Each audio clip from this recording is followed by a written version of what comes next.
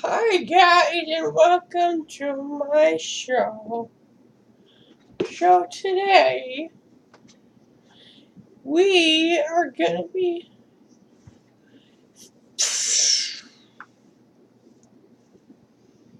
someone got shot. So today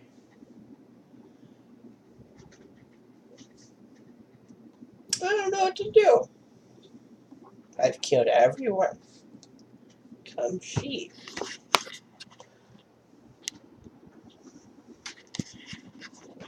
Over here we have Pig Patch,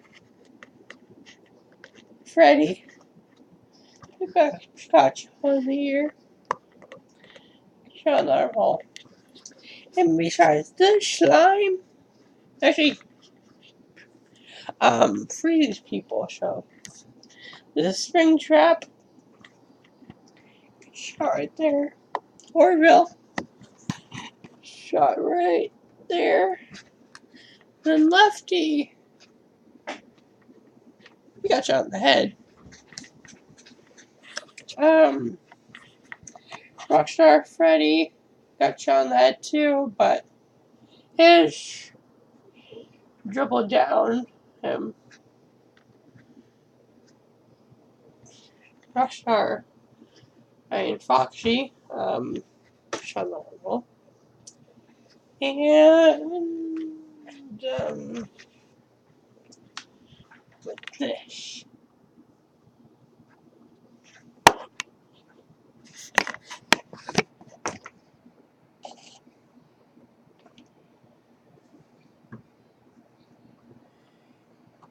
And my galactic ooze.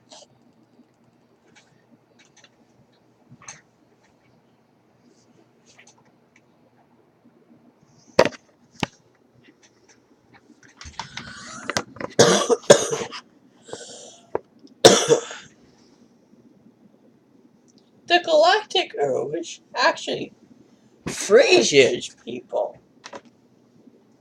So that means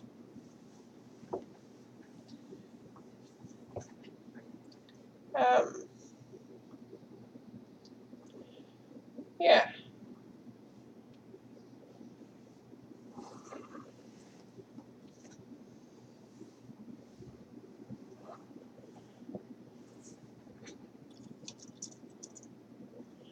What are you doing here?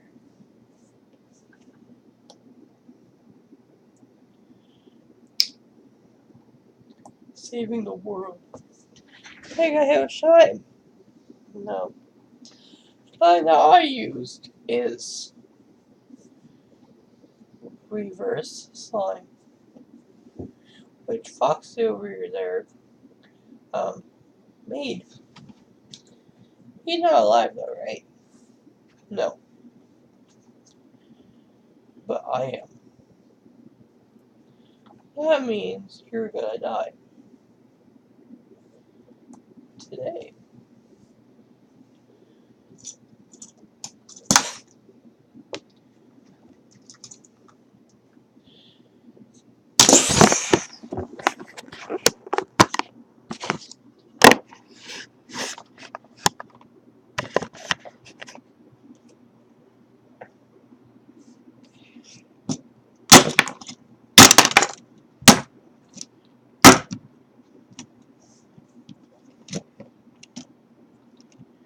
Welcome back to the FNAF show!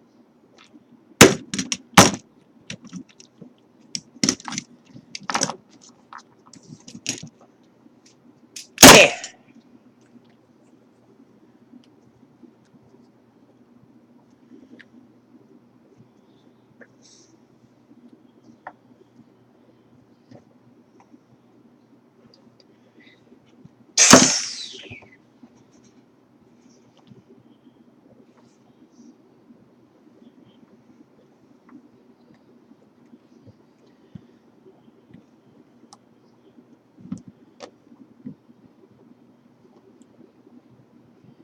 It's all taken care of, guys.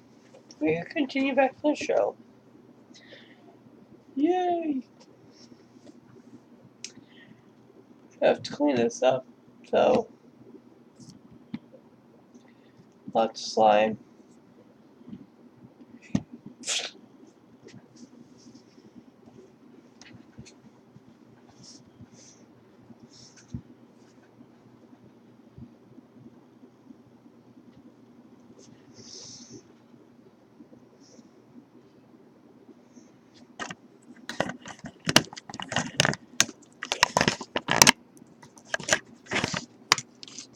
I'm going to continue on with my show.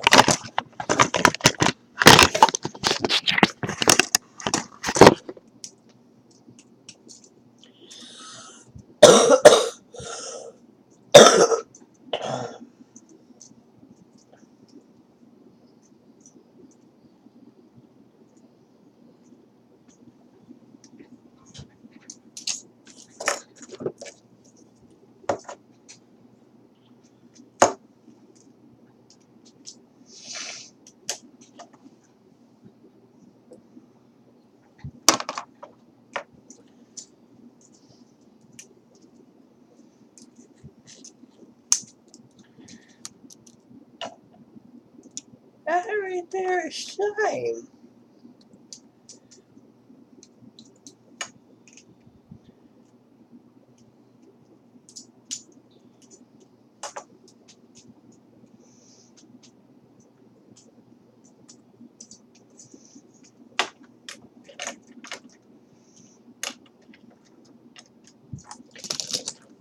So that means she's dead.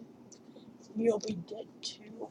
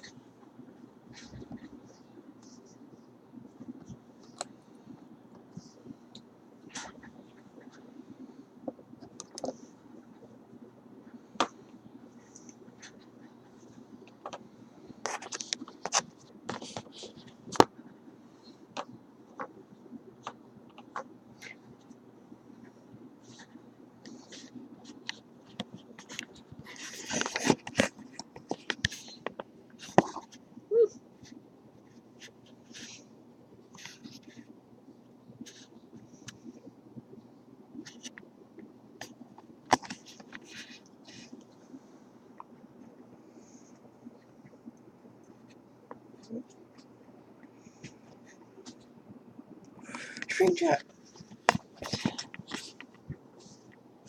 Oh. Oh.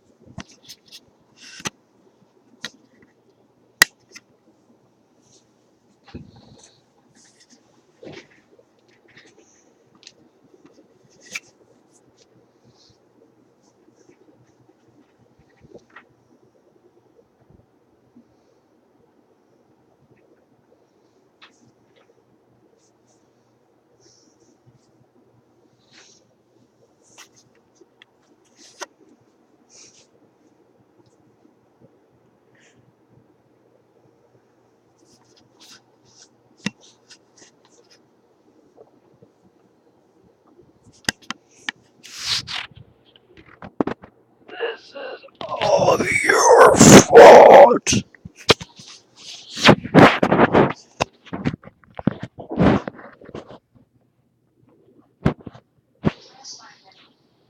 One. He sees me. Charlie dropped to her hands and knees. She was wedged behind a row of arcade games, cramped in the crawl space between the consoles and the wall, tangled electrical cords and useless plugs strewn beneath her. She was cornered. The only way out was past the thing, and she wasn't fast enough to make it. She could see him stalking back and forth, catching flickers of movement through the gaps between the games. There was scarcely enough room to move, but she tried to crawl backward. Her foot caught on a cord. She stopped, contorting herself carefully to dislodge it. She heard the clash of metal on metal, and the farthest console rocked back against the wall. He hit it again, shattering the display, then attacked the next, crushing them almost rhythmically, tearing through the machinery, coming closer. I have to get out. I have to. The panicked thought was of no help. There was no way out. Her arm ached, and she wanted to sob out loud. Blood soaked through the tattered bandage, and it seemed as if she could feel it draining out of her. The console a few feet away crashed against the wall, and Charlie flinched. He was getting closer. She could hear the grinding of gears and the clicking of servos ever louder. Eyes closed, she could still see the way he looked at her, see the matted fur and the exposed metal beneath the synthetic flesh. Suddenly the console in front of her was wrenched away. It toppled over, thrown down like a toy. The power cords beneath her hands and knees were yanked away, and Charlie slipped, almost falling. She caught herself and looked up just in time to see the downward swing of a hook. Welcome to Hurricane, Utah. Charlie smiled wryly at the sign and kept driving. The world didn't look any different from one side of the sign to the other, but she felt a nervous anticipation as she passed it.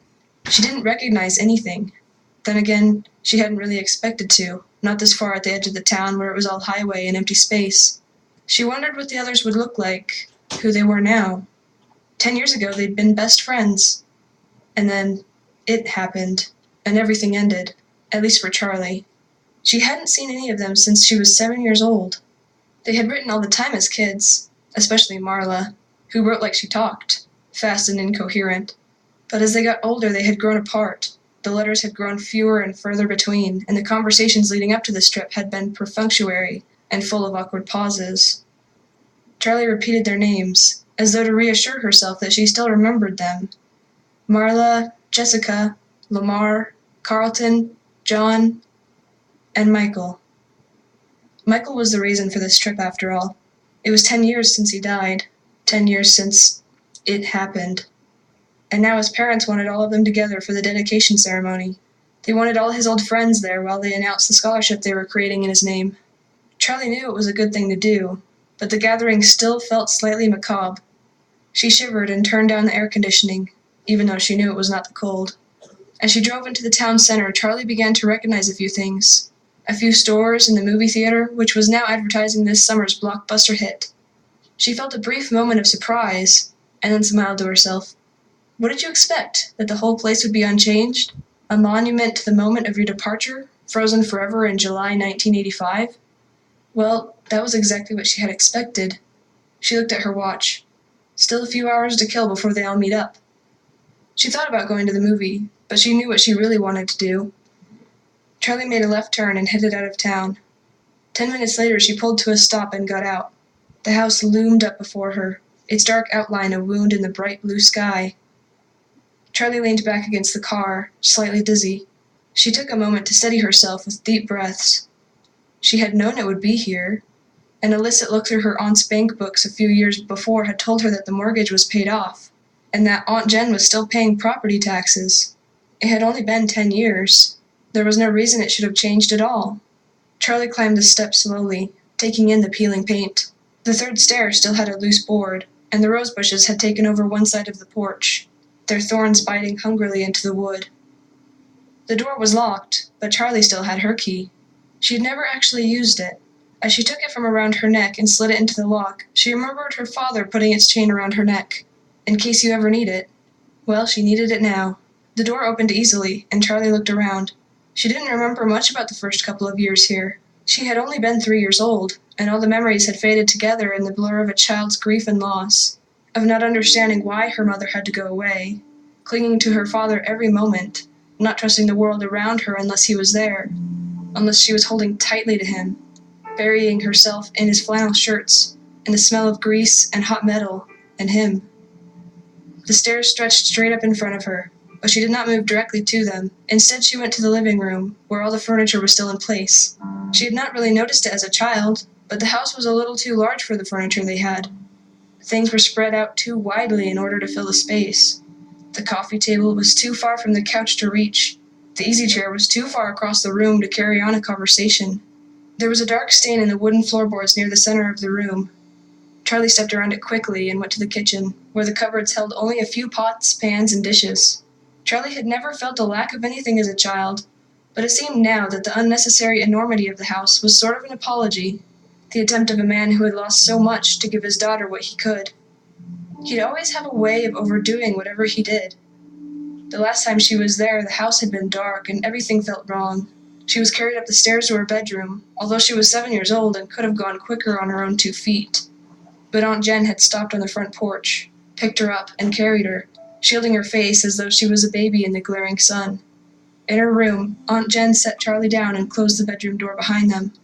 She told her to pack her suitcase, and Charlie had cried because all of her things could not fit into that small case. "We can come back for the rest later," Aunt Jen said, her impatience leaking through as Charlie hovered indecisively at her dresser, trying to decide which t-shirts to bring along. They had never came back for the rest. Charlie mounted the stairs, heading to her old bedroom. The door was open, and as she opened it, she had a giddy feeling of displacement, as though her younger self might be sitting there among her toys, might look up and ask Charlie, "Who are you?" Charlie went in. Like the rest of the house, her bedroom was untouched. The walls were pale pink, and the ceiling, which sloped dramatically on one side to follow the line of the roof, was painted to match. Her old bed still stood against the wall beneath a large window. The mattress was still intact, though the sheets were gone. The window was cracked slightly open, and the rotting lace curtains wavered in the gentle breeze from outside. There was a dark water stain in the paint beneath the window where the weather had gotten in over the years, betraying the house's neglect. Charlie climbed onto the bed and forced the window shut. It obeyed with a screech, and Charlie stepped back and turned her attention to the rest of the room, to her father's creations. Their first night in the house, Charlie had been afraid to sleep alone. She did not remember the night, but her father had told her about it enough that the story had taken on the quality of memory. She sat up and wailed until her father came to find her, until he scooped her up and held her, and promised her he would make sure she was never alone again. The next morning, he took her by the hand and led her to the garage, where he set to work keeping that promise. The first of his inventions was a purple rabbit, now gray with age from the years of sitting in the sunlight. Her father had named him Theodore. He was the size of a 3-year-old child, her size at the time, and he had plush fur, shining eyes, and a dapper red bow tie. He didn't do much, only waved a hand, tilted his head to the side, and said in her father's voice, "I love you, Charlie." But it was enough to give her a night watcher, someone to keep her company when she could not sleep. Right now, Theodore sat in a white wicker chair in the far corner of the room. Charlie waved at him, but not activated, he did not wave back. After Theodore, the toys got more complex. Some worked, and some did not. Some seemed to have permanent glitches, while others simply did not appeal to Charlie's childish imagination. She knew her father took those back to his workshop and recycled them for parts, though she did not like to watch them dismantled. But the ones that were kept, those she loved. And they were here now, looking at her expectantly, smiling. Charlie pushed a button beside her bed. It gave way stiffly, but nothing happened.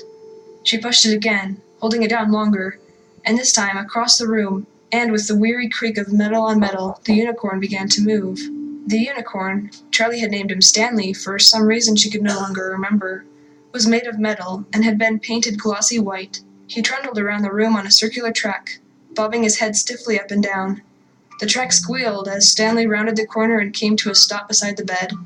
Charlie knelt beside him on the floor and patted his flank. His glossy paint was chipped and peeling, and his face had given over to rust. His eyes were lively, gazing out of the decay. "You need a new coat of paint, Stanley," Charlie said. The unicorn stared ahead, unresponsive. At the foot of the bed there was a wheel, made of patched-together metal. It had always reminded her of something she might find on a submarine. Charlie turned it. It stuck for a moment, but then gave way, rotating as it always did, and across the room the smallest closet door swung open. Out sailed Ella on her track, a child-sized doll bearing a teacup and saucer in her tiny hands like an offering. Ella's plaid dress was still crisp, and her patent leather shoes still shone. Perhaps the closet had protected her from the damage of the damp. Charlie had an identical outfit, back when she and Ella were the same height. "Hi, Ella," she said softly. As the wheel unwound, Ella retreated to the closet again, the door closing behind her. Charlie followed her. The closets had been built to align with the slant of the ceiling, and there were 3 of them. Ella lived in the short one, which was about 3.5 feet tall. Next to it was one a foot or so taller, and a third, closest to the bedroom door, was the same height as the rest of the room. She smiled, remembering. "Why do you have 3 closets?" John had demanded the first time he came over. She looked at him blankly, confused by the question. "'Cause that's how many there are," she said finally. She pointed defensively at the littlest one. "That one's Ella's anyway," she added. John nodded, satisfied. Charlie shook her head and opened the door to the middle closet. Or tried to. The knob stopped with a jolt. It was locked. She rattled it a few times, but gave up without much conviction. She stayed crouched low to the floor and glanced up at the tallest closet. Her big girl closet that she would someday grow into. "You won't need it till you're bigger," her father would say. But that day never came. The door now hung open slightly, but Charlie did not disturb it. It hadn't opened for her. It had only given way to time. As she moved to stand, she noticed something shiny, half hidden under the rim of the locked middle door. She leaned forward to pick it up. It looked like a broken-off piece of circuit board. She smiled slightly. Nuts, bolts, scraps, and parts had turned up all over the place once upon a time. Her father always had stray parts in his pockets. He would carry something he was working on around, set it down and forget where it was. Or worse, put something aside for safekeeping, never to be seen again. There was also a strand of her hair clinging to it. She unwound it carefully from the tiny lip of metal it was stuck on. Finally, as though she had been putting it off, Charlie crossed the room and picked up Theodore. His back had not faded in the sun like the front of his body, and it was the same rich, dark purple she remembered. She stages. Hell. All there was. Carlton made one final movement and stopped, closing his eyes for a moment. He had made it. Can't stop now. The others were here. It had to be them. And if they were looking for him, they would check the cameras. He stared up into the lens, willing himself to be seen. He could not wave, or jump up and down. He tried rocking back and forth a little, but no matter how stiffly he held himself, he felt the press of spring locks, ready to give. He bit his lip in frustration. "Just see me," he whispered to no one. But all at once he felt as if he had been heard, felt the inexplicable sense of someone else's presence in the room. His heart began to race again, the adrenaline that had given out finding its second wind. Carefully, slowly, he looked around until something caught his eye.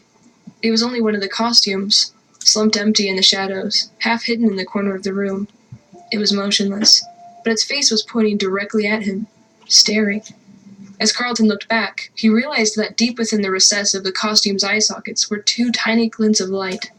He felt little muscles twitch, a restrained shudder running through his body, not quite enough to get him killed. He did not look away.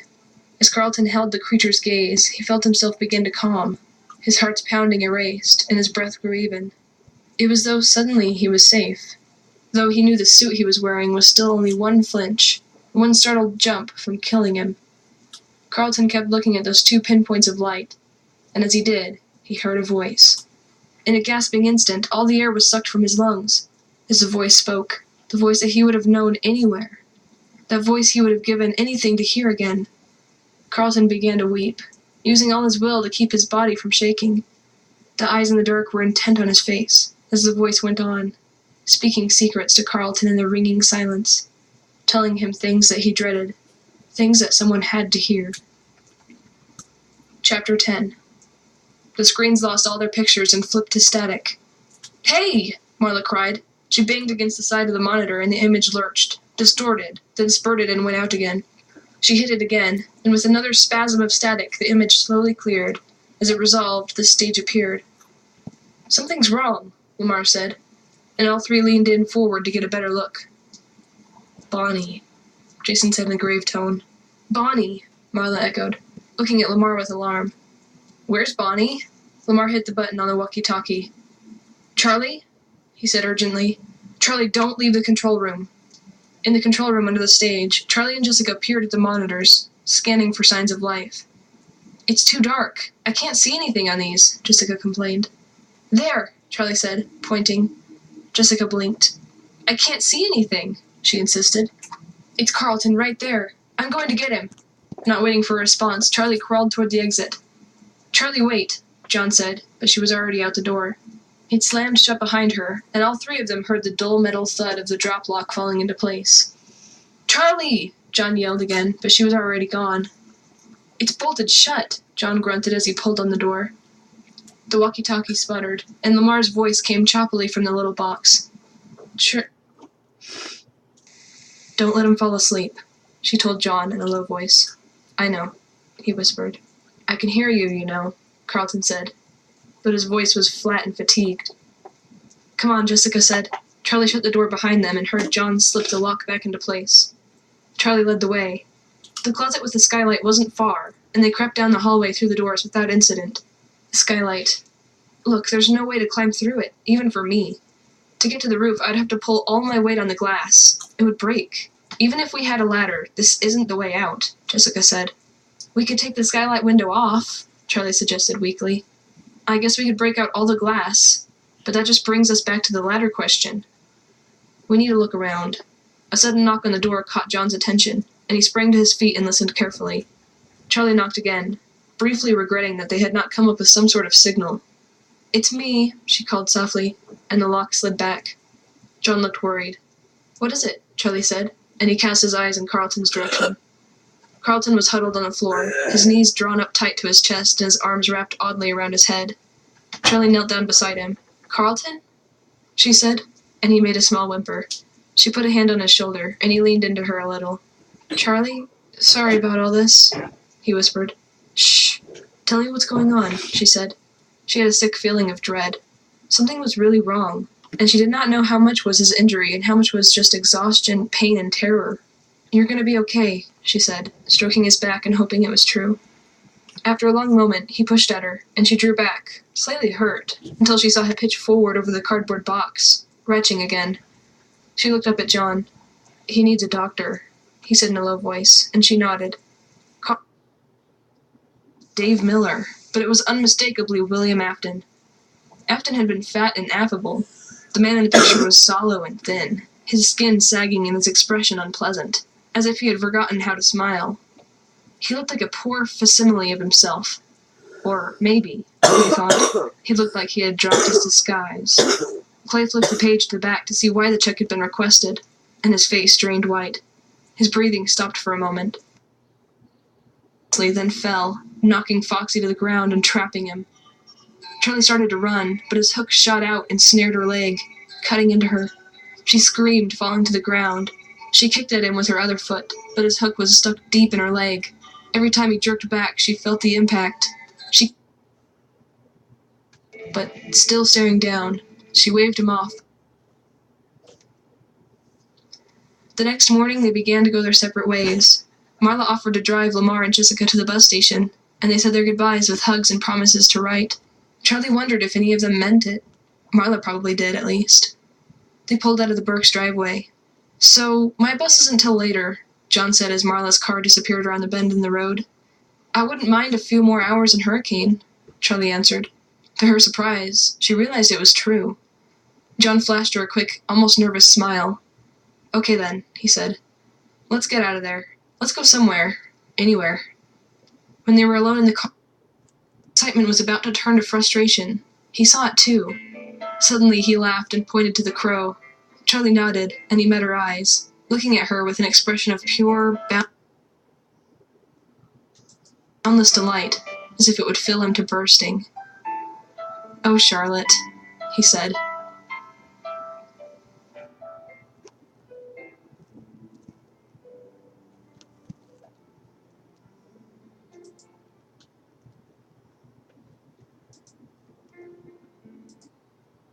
The wall. Paper.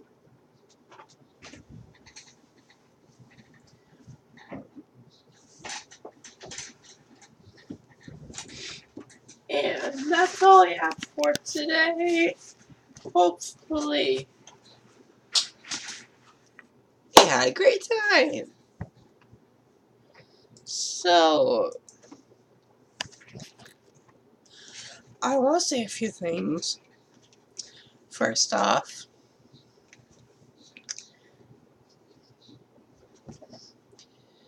I am awesome. Second, I don't know what else to do for this ending.